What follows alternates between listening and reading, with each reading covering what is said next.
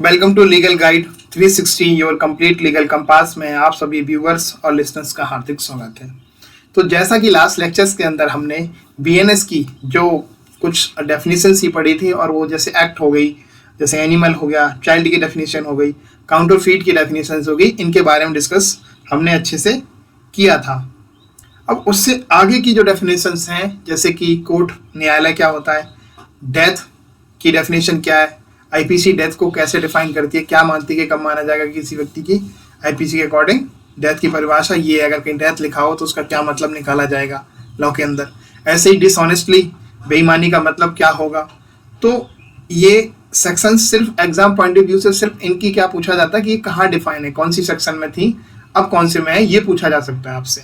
बाकी इनका कॉन्सेप्ट बहुत ज़्यादा बड़ा नहीं है। मैं आपको बता दूंगा कि कोर्ट क्या होता है, वो बता दूंगा, डेथ को आईपीसी में क्या डिफाइन किया था, अब बीएनएस में क्या चेंज है वो बता दूंगा, डिसऑनेस्टली में और बेईमानी के अंदर कोई चेंजेस हैं तो वो बता दूंगा। तो सबसे पहले हम बात करते हैं कोर्ट ऑफ जस्टिस।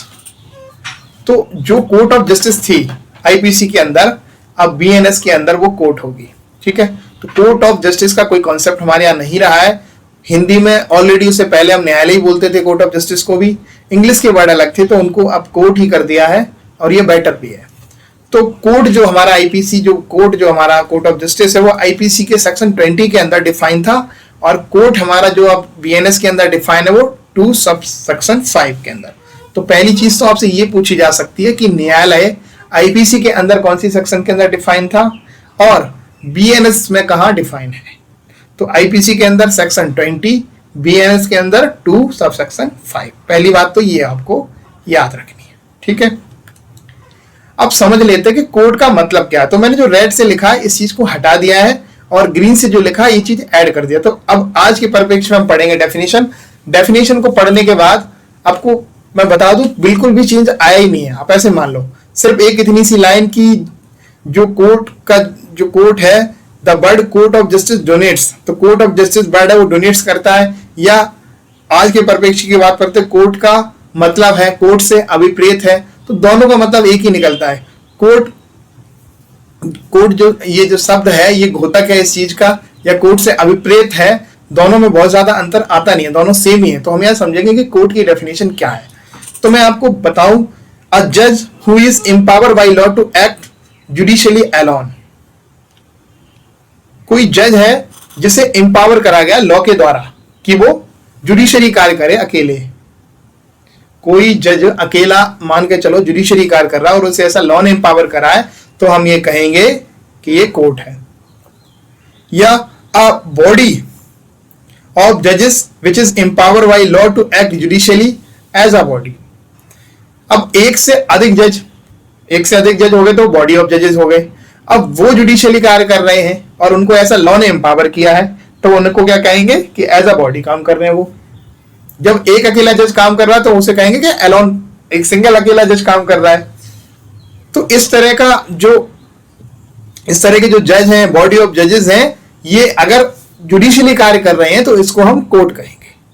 आम भाषा में कोर्ट का मतलब हम बहुत ईजी समझ लेते हैं कि कोर्ट का मतलब ये जहां पे क्या होते हैं, केस निपटाए जाते हैं। तो केस तो आर्बिट्रेशन में भी निपटाए जाते हैं, तो उसे तो हम न्यायालय नहीं कहते। मीडिएशन में भी निपटाए जाते हैं, उसे तो हम न्यायालय नहीं कहते हैं। तो आपको डेफिनेशन जो समझनी है वो अकॉर्डिंग टू लॉ समझनी है। लॉ बहुत स्पेसिफिक और आपको उतने ही स्पेसिफिक पॉइंट पे ही रहना है। मैंने आज अगर आपको कोर्ट की डेफिनेशन बताई है तो आपको सिर्फ कोर्ट समझना है, सिर्फ न्यायालय समझना है। आपको जज की डेफिनेशन में नहीं घुस जाना है कि जज कौन होता है। जब जज की डेफिनेशन आएगी तब मैं बताऊंगा कि जज कौन होता है। अभी आपको सिर्फ कोर्ट समझना है। मैं और इजी कर दूं, सपोज करो कि कोई ए व्यक्ति है, अब इसको लॉ ने क्या कर दिया, एम्पावर कर दिया, मतलब कानून ने इसको सशक्त कर दिया, पावर दे दी कि ये न्यायिक कार्य करे। तो अब ये न्यायिक कार्य करता, लॉ ने इसको एम्पावर करा है, तो ये कोर्ट की डेफिनेशन में कंसीडर होगा। ऐसे या मान के चलो ये A B C D E F ये सारे जजेस हैं। ठीक है, अब ये सब मिलके कार्य करते हैं और इनको क्या इस तरह से सब मिलके जो कार्य कर रहे हैं, ऐसा एम्पावर किसने करा है, हमारे लॉ ने करा है। और ये क्या कर रहे हैं, जुडिशियली कार्य कर रहे हैं, कोई न्यायिक कार्य कर रहे हैं। ठीक है, तो इन्हें हम कहेंगे कि एज अ बॉडी काम कर रहे हैं, कोर्ट में एज अ बॉडी काम कर रहे हैं। तो इसको भी हम किसकी डेफिनेशन के अंदर लेके आएंगे? कोर्ट के अंदर। तो मैं बता दूं आपको, कोई जज है जो जुडिशियली कार्य कर रहा है और जिसे लॉ ने एम्पावर किया है, तो उसे कहेंगे एलोन वो काम कर रहा है, सिंगल काम कर रहा है। और एक या से ज्यादा जजेस मिलकर अगर कोई काम करें, बॉडी ऑफ जजेस काम करें, और जिनको लॉ ने एम्पावर करा हो, लॉ ने कानून ने हमारे सशक्त करा हो, उनको कानून ने ऐसी शक्ति दो कि वो न्यायिक कार्य कर रहे हो, तब हम कहेंगे कि वो एज अ बॉडी कार्य कर रहे हैं। और इस तरह के जो जजेस हैं, चाहे वो सिंगल जज हो, चाहे बॉडी ऑफ जजेस हो, जो जुडिशियल एक्टिंग, जुडिशरी कार्य कर रहे हैं, न्यायिक कार्य कर रहे हैं इस तरह से, तो इसको हम कहेंगे कि ये कोर्ट के डेफिनेशन के अंदर आएगा और इसे ही हम कोर्ट बोलेंगे। तो इसीलिए होता है कई बार कि किसी स्पेशल मैटर के लिए हमारे कोर्ट कहीं भी लगा दिए जाते हैं, जबकि वो वहां कुछ होता नहीं, ओपन प्लेस पे भी लगाते हैं, तो उसे भी हम क्या बोलते हैं कि कोर्ट आज वहां सिटिंग कर रही है, कोर्ट वहां है आज, ठीक है। तो इसीलिए, क्योंकि जहां लॉ ने एम्पावर कर दिया उनको जुडिशियली कार्य करने के लिए, अब वो चाहे सिंगल करे या बॉडी ऑफ जजेस के रूप में करे, उस जगह को हम कोर्ट कहेंगे। तो कोर्ट का मतलब आपको बड़ा क्लियर होना चाहिए, जहां पे आप समझ लो कि किसी जज को लॉ ने एम्पावर कर दिया है जुडिशियली कार्य करने के लिए, आप उसे कोर्ट बोल सकते हो। आईपीसी और बीएनएस के अकॉर्डिंग कोर्ट की डेफिनेशन ये है, और यही आपको डेफिनेशन समझनी है। नेक्स्ट जो है डेथ। तो पहला क्वेश्चन जो डेथ के बारे में बनता है वो यही, मृत्यु के बारे में जो क्वेश्चन बनेगा वो यही बनेगा पहला क्वेश्चन, कि मृत्यु, डेथ को आईपीसी के अंदर कहां डिफाइन किया था? तो आईपीसी के अंदर 46 सेक्शन के अंदर इसको डिफाइन किया था। बीएनएस के अंदर ये सेक्शन 2 सबसेक्शन 6 हो जाती है। तो एक चीज तो आपको ये याद रखनी है। अब मैं बताऊं आपको डेथ का मतलब क्या। तो इस डेफिनेशन के अंदर भी बहुत ज्यादा चेंज नहीं हुआ है, जो मैंने रेड से किया है वो हटा के उसकी जगह मीन्स लिख दिया है। तो दोनों का मतलब सेम ही निकल रहा है, चाहे वो डोनेट्स करता हो, घोतक है या अभिप्रेत है, दोनों का मतलब एक ही निकल के आता है। डेफिनेशन में इन वर्ड को चेंज करने से कोई ज्यादा चेंज नहीं हुआ है, बस थोड़ा सा इजी करने की कोशिश की गई है कि जहां भी डेथ आएगा वहां पे इसका मतलब ये समझा जाएगा, बस इतना सा समझो आप। तो डेथ, ये कह रहे हैं कि डेथ का मतलब क्या है? The death of a human being unless the contrary appears from the context. तो डेथ का मतलब ह्यूमन बीइंग से माना जाएगा जब तक कि संदर्भ से प्रतिकूल प्रतीत ना हो, ठीक है, इसके प्रतिकूल कॉन्ट्ररी अपीयर ना हो फ्रॉम द कंटेक्स्ट, ठीक है। तो आईपीसी की बात कर लें या बीएनएस की बात कर लें, दोनों के अंदर ये डेफिनेशन सेम है डेथ की। तो मैं बताऊं, डेथ का मतलब ह्यूमन बीइंग से है, बड़ा क्लियर समझ लो आप। ये डेफिनेशन कहती है कि डेथ ऑफ ह्यूमन बीइंग्स से, यहां पर डेथ का मतलब ह्यूमन बीइंग की डेथ से मतलब है, ये बड़ा क्लियर करके चल रहे हैं कि हाँ जानवर से रिलेटेड नहीं है ये, ठीक है। इतना ही आपको याद रखना डेथ के बारे में। आपसे क्वेश्चन पूछेगा तो सिंपल सा पूछेगा कि डेथ को बीएनएस में कहां डिफाइन किया? तो 2 सबसेक्शन 6। आईपीसी में कहां डिफाइन किया है? सेक्शन 46। अब बात कर लेते हैं डिसऑनेस्टली, बेईमानी।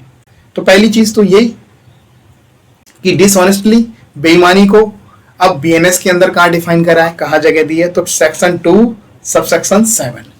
आईपीसी की बात करें तो उसको सेक्शन 24 के अंदर डिफाइन किया था।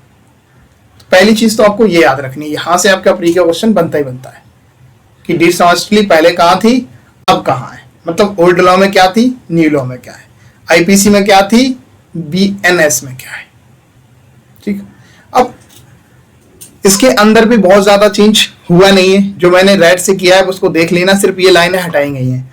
तो इसका मतलब ये है, वो कह रहे थे कि ऐसा कोई करता है तब ऐसा कहा जाएगा कि उसने बेईमानी की है। तो ठीक है, बेईमानी का मतलब ये है या ऐसा कहा जाएगा, दोनों का मतलब एक ही निकल के आता है। तो मैं बता दूं, dishonestly means doing anything with the intention of causing wrongful gain. Dishonestly means doing anything with the intention of causing wrongful gain to one person और wrongful loss to another person, ठीक। ये कह रहे हैं कि कुछ भी ऐसा किया जाए, कुछ भी ऐसा किया जाए इंटेंशन के साथ, जिससे क्या हो, एक पर्सन जो है उसको रॉन्गफुल गेन हो और दूसरे व्यक्ति को क्या हो जाए, लॉस हो जाए। अब मैं इसको ऐसे समझाता हूं एग्जाम्पल के साथ कि ए और बी व्यक्ति है। अब ये बी की कोई प्रॉपर्टी है, अब ए क्या है, इसको गेन कर लेता है और अनलॉफुल मीन्स से कर लेता है। ये ए जो है इस प्रॉपर्टी को गेन कर लेता है, ठीक है, और अनलॉफुल मीन्स से कर लेता, मतलब अनलॉफुल मीन्स क्या मतलब हो गया, कानूनी रूप से अपने नाम नहीं कराता, जबरदस्ती कब्जा कर लेता। अब जबरदस्ती कब्जे को करने को बोलेंगे हम अनलॉफुल मीन्स। और तीसरी चीज जो निकल के आएगी, ये लीगली इंटाइटल नहीं होगा। जब ये कब्जा कर रहा है किसी की प्रॉपर्टी में तो लीगली इंटाइटल नहीं होगा। तो यहां पे जो ए व्यक्ति है इसको क्या हुआ, रॉन्गफुल गेन हो गया। अब जो ये बी व्यक्ति है इसको क्या हुआ, ये क्या था, इसको लॉस हो गया जब इसकी प्रॉपर्टी पे किसी ने कब्जा कर लिया। अनलॉफुल मीन से कब्जा कर लिया, किसी ने कब्जा करा भाई, जबरदस्ती छीन ली, पर ये लीगली एंटाइटल था इसके लिए। तो रॉन्गफुल लॉस में हमेशा क्या होगा, लीगली एंटाइटल। रॉन्गफुल गेन में क्या होगा, लीगली एंटाइटल नहीं होगा। अनलॉफुल मीन्स दोनों के साथ आएगा, एक को गेन हो रहा होगा और एक को लॉस हो रहा होगा। तो ये कह रहा है कि कुछ भी ऐसा किया जाए इंटेंशन के साथ जिससे एक व्यक्ति को तो क्या हो जाए, रॉन्गफुल गेन हो जाए और दूसरे व्यक्ति को क्या हो जाए, रॉन्गफुल लॉस, तो इसे हम कहेंगे बेईमानी, डिसऑनेस्टली। ये डेफिनेशन देती है हमें बीएनएस। आई होप आपको समझ में आया होगा इतना इजी तरीके से। Thank you so much. Join our Telegram channel to get free study material. And अगर इसकी पीडीएफ आपको चाहिए तो मैं इसकी डिस्क्रिप्शन में इसकी टेलीग्राम की लिंक डाल दूंगा, जहां से आप ये पीडीएफ इजिली आप ले सकेंगे। और भी सारी पीडीएफ्स हैं वो भी वहां से ले सकेंगे। Thank you so much. कल फिर हाजिर होऊंगा आपके आगे नेक्स्ट वीडियो लेके, तब तक के लिए धन्यवाद।